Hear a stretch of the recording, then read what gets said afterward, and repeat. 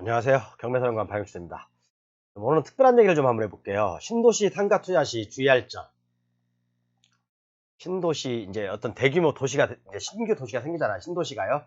이런 신도시가 생기면 여기에 이제 주거 지역도 있을 거고, 그죠? 뭐 학교도 있을 거고, 그죠? 그 다음에, 뭐 상업시설도 있을 거잖아요.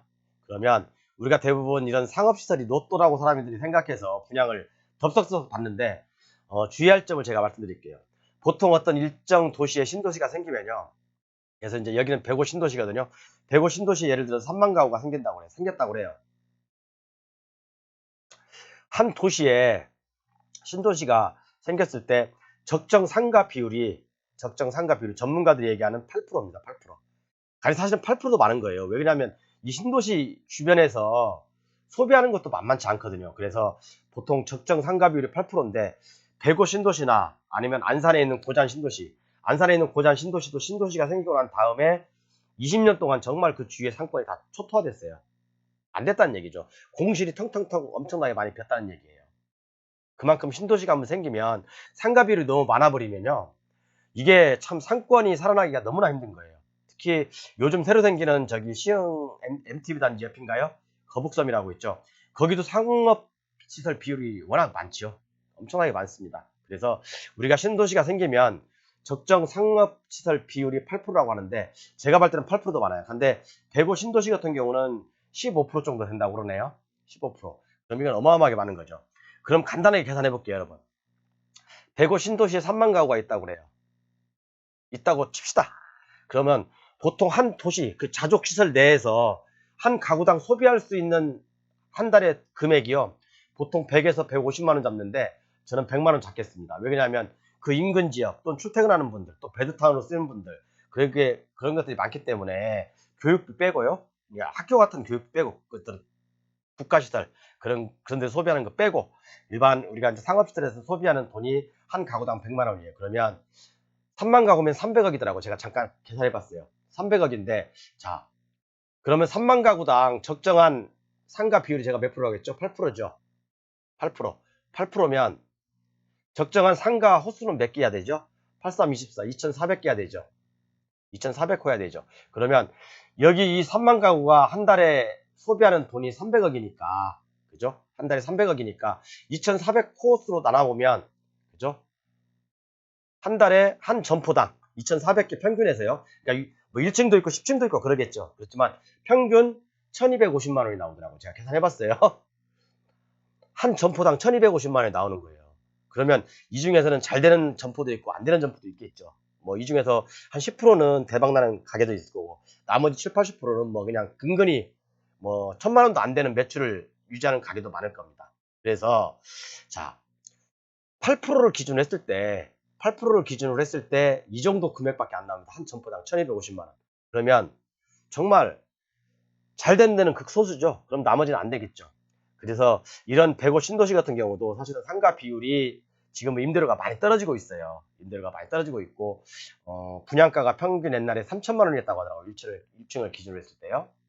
자, 그러면 105 신도시 같은 경우 15%에서 20%니까 얼마나 상가가 많은지 알겠죠? 그리고 요즘 저기 거북섬 분양하는 데도 역시 거기도 어마어마하게 많아요. 상가 비율이. 그러면 한 점포당 거기는 물론 유동인구가 많겠죠. 유동인구가 많냐 없냐 그 차이는 있겠지만 평균적으로 전문가들이 얘기하는 게 결론을 얘기하면 신도시 내 자족시설 내에 상가 비율은 8% 미만이어야 된다.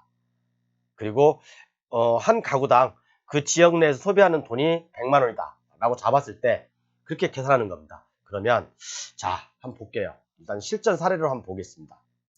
105 신도시에 보면 이제 이게 105 신도시거든요.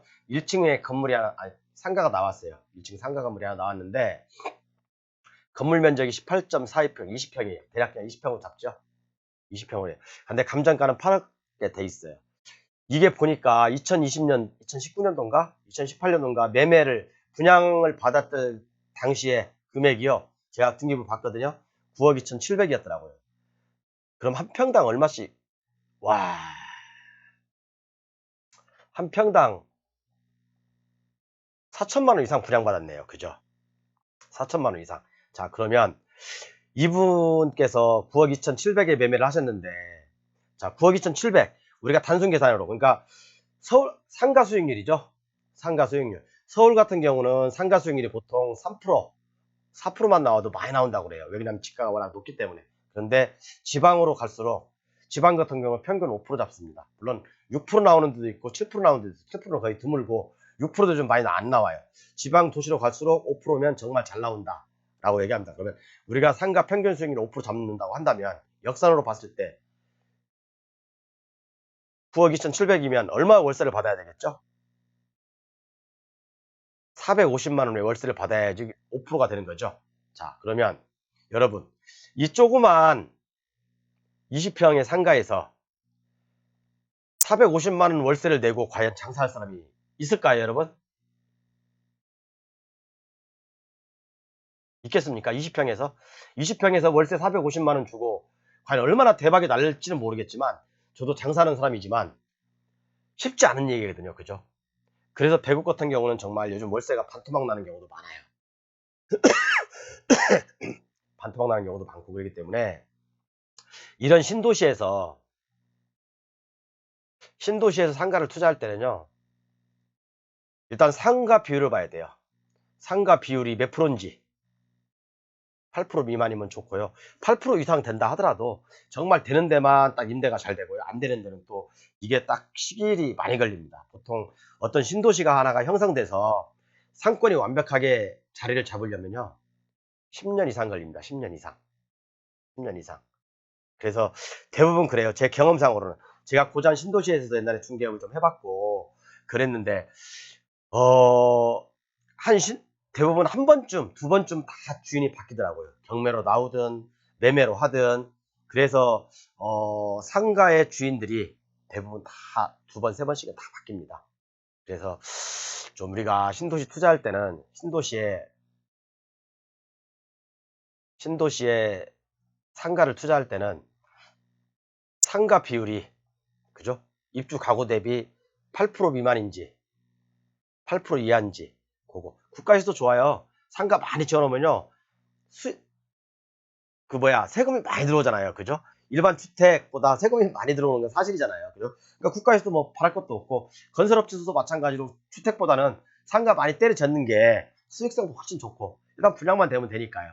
그죠? 나중에 뭐 분양 안 되면 떨이라도 하든지. 그죠?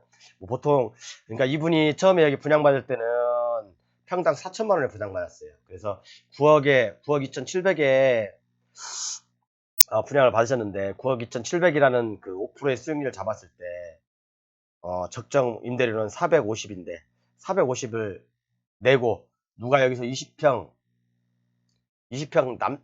안 되는 가게에서 장사를 할 수 있을까?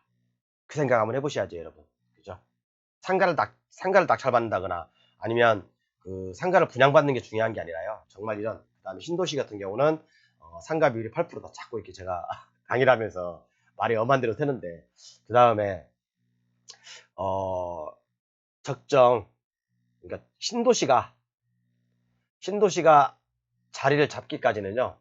통상 10년이라는 시간이 넘게 걸립니다. 10년이라는 시간이 넘게 걸리니까 그것도 충분히 감안하셔서 상가 투자하셔야 됩니다. 그래서 이렇게 경매로 나오는 이유가 월세도 안 나오고 그러니까 월세가 안 나오니까 관리비도 안 되고 또 은행 이자는 내야 되고 그렇기 때문에 이런 삼중고에 시달리다 보니까요.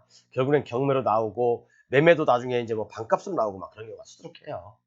그래서 우리가 꼭 신도시 상가 투자할 때는 요런 거 그죠? 신도시 상가 비율이 몇 프로인지 그 다음에 적정 임대료가 그 주위에 그러니까 대구 신도시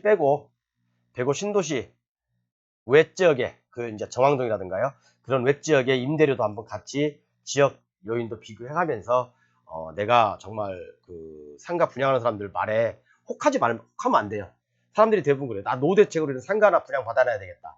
천만에 만만의 말씀입니다. 그러니까 좀 이런 것들 여러 가지 변수를 고려하셔서 꼭 상가 분양 받으시기 바랍니다. 신도시가 정착되려면 무조건 10년은 걸립니다. 그거 감안하시고요. 그리고 신도시 그 상가 비율이 8%가 넘으면 상당히 위험 수준이라고 보시면 돼요. 그런 거 감안하셔서 현명한 투자하시기 바랍니다. 감사합니다.